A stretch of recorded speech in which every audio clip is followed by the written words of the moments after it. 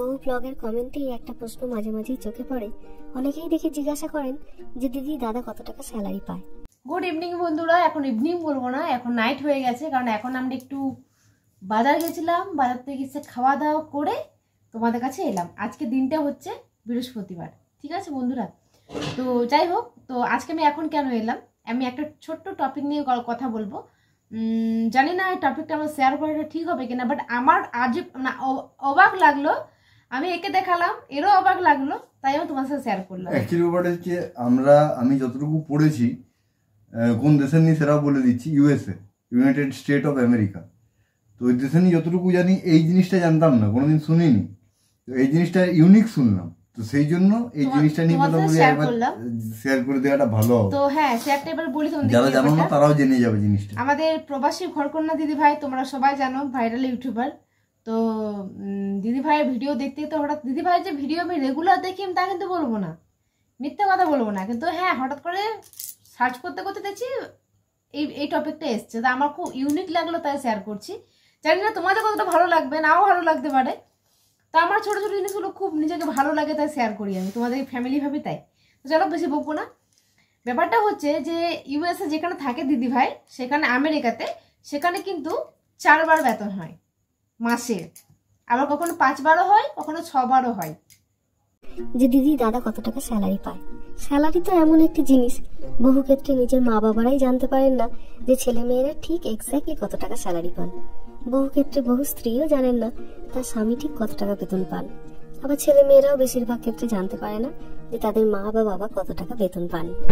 অনেক ক্ষেত্রে যেমন আমরা মেয়েরা আমাদের সঠিক বয়স কত এই ব্যাপারটি জানানোর ক্ষেত্রে আমরা একটুখানি সহানুভূতিশীল হয়ে পড়ি, সেরকমই ছেলেরাও তাদের কত টাকা বেতন সেটি জানানোর ব্যাপারে তারাও খুব সহানুভূতিশীল হয়ে পড়ে।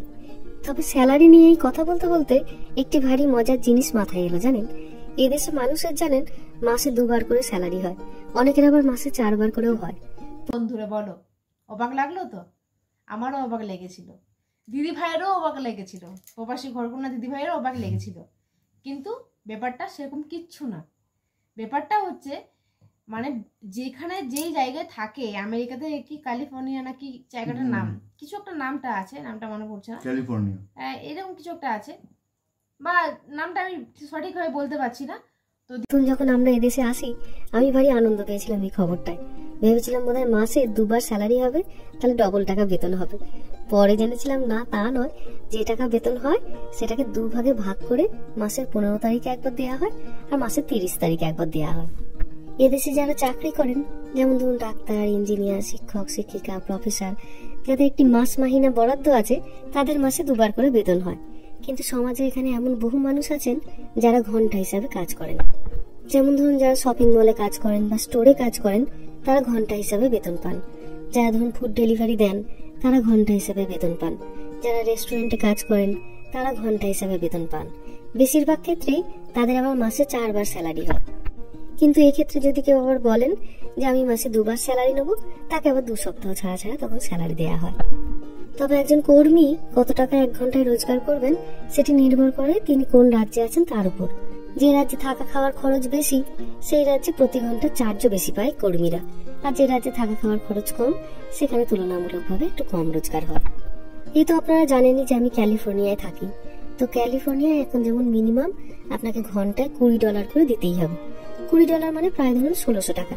তো একটি মানুষ যদি সারাদিন 8 ঘন্টা কাজ করে, তাহলে সে মোটামুটি $160 মতো পাবে। $160 মানে প্রায় ধরুন 13,500 টাকা মতো। যত ঘন্টা আপনি কাজ করবেন তত টাকা আপনি পাবেন। তো দিদি ভাই বলছে ওখানের মানুষজনরা প্রচুর পরিমাণে টাকা ওড়ায়, প্রচুর পরিমাণে। তো ওই জন্য ওইখানে সরকার নিয়ম করেছে, যদি একেবারে একই মাসে মাইনেটা দেয়, তাহলে ওরা একদিনেই উড়িয়ে দেবে। ওদের ড্রেস পোশাক খাওয়া দাওয়া ভাবে না, ওরা টাকাটা উড়িয়ে দেয়। ওরা নিজের ভবিষ্যতের কথা বলো তো কালকের কথা চিন্তা করে না। ওই জন্য ওরা সরকার চিন্তা করেছে যে আমি যদি মানে ওখানে দিয়ে দিই টাকাটা মানে একেবারে, তাহলে আমাদের দেশের মানে টানটুন চলবে, মানে সবার মানুষদের হাতে পয়সা থাকবে না, কি কিনবে, কি পড়বে, কি খাবে, মানুষজন অসুবিধায় পড়ে যাবে। তার জন্য ওখানে সরকার মাইনেটা যা মানে 4 বার মানে 4 বারে ওই 1 লাখ বেতন, 4 বারে 1 লাখ 1 লাখ করে নয়, ওই 1 লাখকেই ডিভাইডেড হয়ে যাবে 25,000 25 25 25 25। ঠিক আছে? এইভাবে 4 বার হলে 6 বারও বেতন দিতে পারে মাসে, 10 বারও দিতে পারে, কিন্তু টাকাটা ওই টাকার মধ্যে অ্যামাউন্টের মধ্যে ডিভাইডেড হয়ে যাবে। তো কারণটাও যেটা জানায় যে এদেশের মানুষদের মধ্যে নাকি একদমই জমানোর প্রবণতা নেই, সঞ্চয়ের প্রবণতা তাদের একদমই নেই।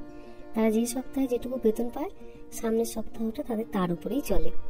আমরা যেমন ছোটবেলা থেকে দেখে এসেছি যে আমাদের দেশের মানুষেরা জীবনটাকে ভোগ করা, সঞ্চয় করা সবকিছুকেই সমানভাবে গুরুত্ব দেন, এদেশে আবার মানুষজন জীবনটাকে ভোগের উপরে গুরুত্ব দেন অতিরিক্ত বেশি।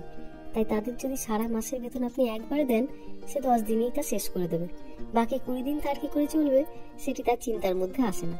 তাই মানুষ যাতে বিপদে না পড়ে, তাই এদেশের সরকার এটা নিয়ম করেছে যে এদেশে মানুষদের মাসে একাধিকবার বেতন হবে, একবারে সব টাকা খরচ করে ফেলে তারা যেন বিপদে না পড়ে। প্রবাসী করকোনা দিদিভাই যখন হাজব্যান্ড বলেছিল যে এখানে স্যালারিটা মাসে, তখন দিদিভাইয়ের হাজব্যান্ডে মাসে 2 বার স্যালারি ছিল, মানে বলেছিল মাসে 2 বার স্যালারি। তো দিদিভাই ভেবেছিল যে তাহলে খুবই ভালো হবে, আমার হাজব্যান্ডের 2 বার স্যালারি, তাহলে ডবল টাকা পাওয়া যাবে। আনন্দ হয়েছিল। যখন স্যালারিটা নিয়ে এসে বাড়ি আসে মিষ্টি প্যাকেট নিয়ে, তখন দিদিভাই এবার বলছে যে স্যালারি পেয়েছি। তখন দিদিভাই বলছে কি তুমি ডবল হয়েছে? বলছে না ডবল না, ওই স্যালারিটা হাফ, মানে যা স্যালারি ওটা হাফ পেয়েছে, আবার হাফটা কিছুদিন পর 15 দিন পর দেবে, এইভাবে স্যালারি হয়। তো বেশ ভালো লাগলো।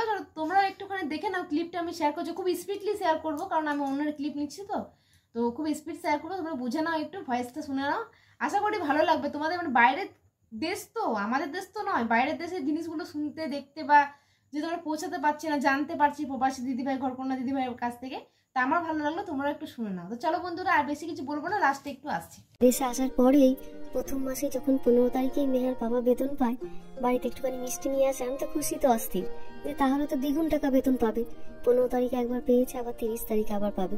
তো তখন ওর বাবা বলে না, যে টাকা বেতন তার অর্ধেক টাকা 15 তারিখে দিল, আর বাকি অর্ধেকটা দেবে মাসের শেষে। তো আমি তখন ওর বাবাকে বলি তাহলে তো মাসে একবার করে দিলেই হয়, যেরকম আমাদের দেশে দেয়, এবার মাসে এবার 2 বার করে তাহলে কেন বেতন দেয়? তখন ওর বাবা বলে যে মাসে শুধু 2 বার নয়, বহু লোকজন মাসে আবার 4 বারও বেতন পায়।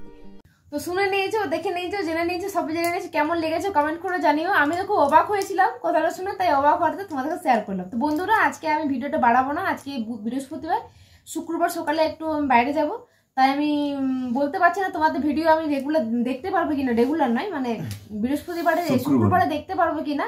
দেখতে না পারলে রাগ করো না, তোমরা সবাই কম বেশি জানো যে আমাকে ডাক্তার চেক আপে যেতে হয়, তো সেখানে যাচ্ছি। তো চলো বন্ধুরা, আর বেশি কিছু বলবো না, তোমরা সাথে থাকো, টাটা, গুড নাইট।